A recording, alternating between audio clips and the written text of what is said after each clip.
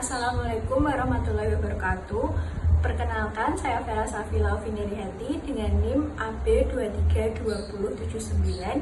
Di sini saya akan melakukan ujian OSCE dengan perasat KIE perawatan bayi baru lahir sehari-hari. Assalamualaikum Ibu. Waalaikumsalam. Permisi ya Bu ya. Iya Bu, perkenalkan ya Bu, saya Bidan Vera. Ini mau pulang ke rumah ya Bu. Sebelumnya ini dengan Ibu siapa Bu? Bu Miranti, Bu. Enggak, baik, usianya berapa Ibu? 25 tahun. Nggih, kemudian ini Ibu melahirkan anak yang keberapa? Pertama, Baik. Sudah boleh pulang ya Bu ya. Tadi bayinya juga sehat ya Bu. Berat badannya 3.300, kemudian panjangnya 48 cm ya Bu ya. Adik juga menangis kuat ya. Sebelum pulang nih Bu, saya akan memberikan edukasi pada Ibu tentang perawatan bayi baru lahir sehari-hari di rumah.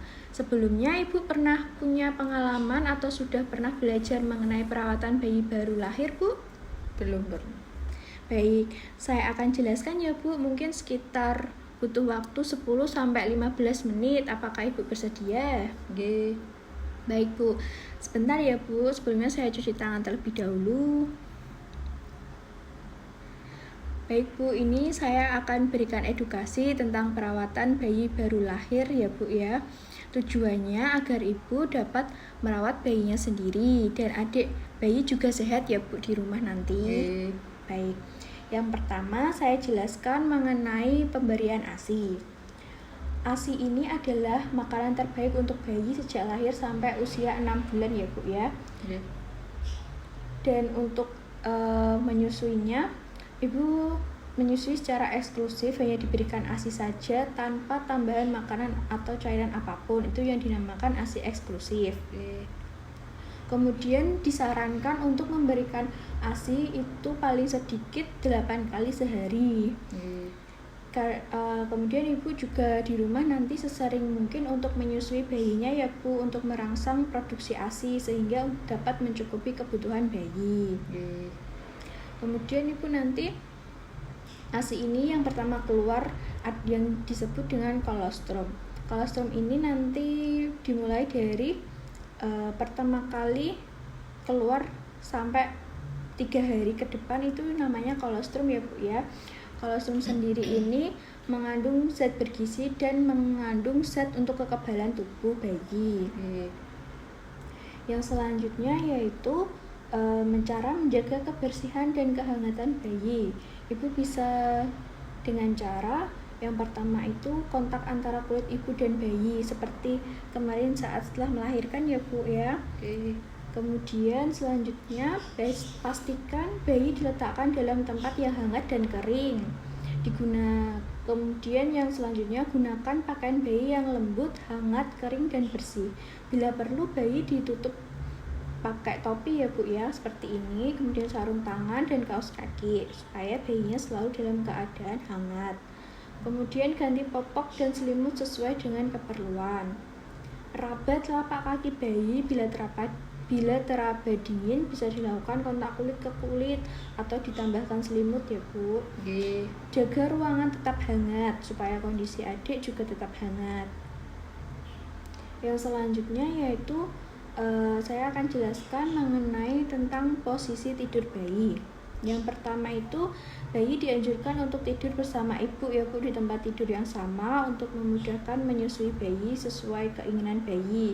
Misal tengah malam adik ingin nyusu, tinggal ibu susuin ya Bu.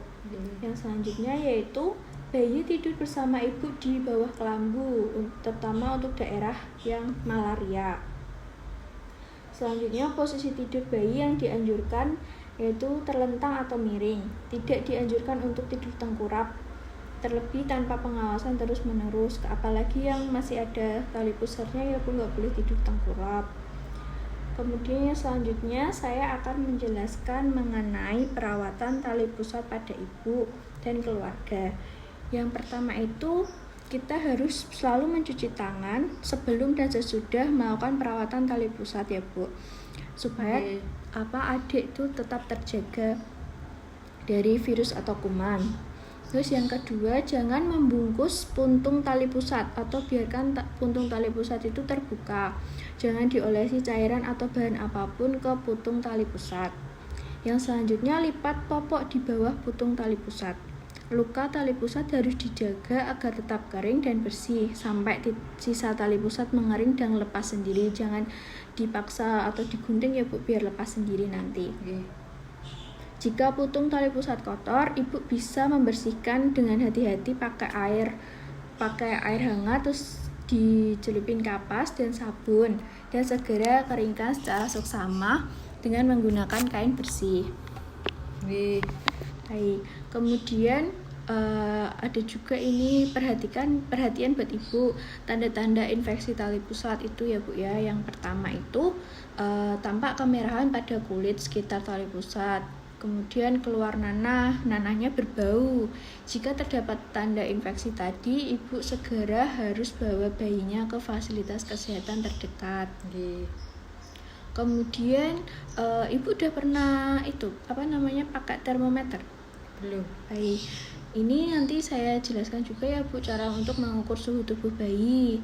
Nanti saat pulang ke rumah saya bawakan ini termometer, nanti ditaruh di ketiak adiknya seperti ini.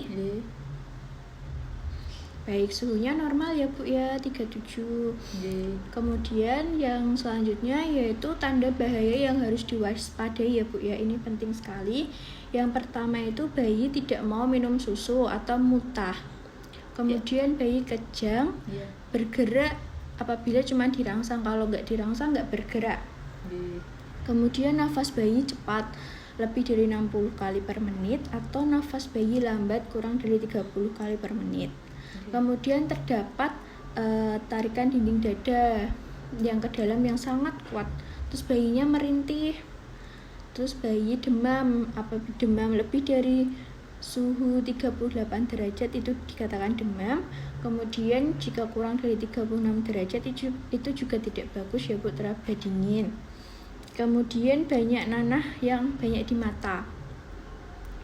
Lalu pusar kemerahan meluas sampai ke bagian dinding perut. Kemudian bayi mengalami diare atau bayi kuning. Biasanya kalau kuning itu terletak pada telapak tangan, kaki, atau matanya juga kuning ya Bu ya. Kalau kuning ibu bisa dijemur setiap pagi. Ya, apabila ibu menemukan salah satu tanda bahaya tadi, ibu harus segera membawa ke tenaga kesehatan ya Bu ya. Baik, kalau saya sudah selesai untuk penjelasan saya mengenai perawatan bayi baru lahir sehari-hari di rumah ya Bu. Apakah ada yang ingin ditanyakan? Tidak. Cukup nggih. Coba ya Bu saya tanya ya Bu nggih. Baik, selanjutnya saya tanya ya Bu ya mengenai tanda-tanda infeksi tali pusat Bu. Kemerahan pada kulit sekitar tali pusat, tampak nanah dan berbau. Baik, apabila ibu menemukan infeksi tersebut langsung dibawa ke bidan atau fasilitas kesehatan terdekat ya Bu ya. Baik, cukup nggih Bu nggih. Semoga adiknya di rumah sehat, ibu segera pulih nggih. Amin. Penjelasan saya sudah cukup jelas nggih Bu nggih. Nggih. Ibu ini tunggu dulu nggih, kalau sudah dapat izin pulang nanti ibu boleh pulang. Sementara saya izin pamit undur diri terlebih dahulu ya Bu nggih. Terima kasih Bu. Sama-sama. Nggih.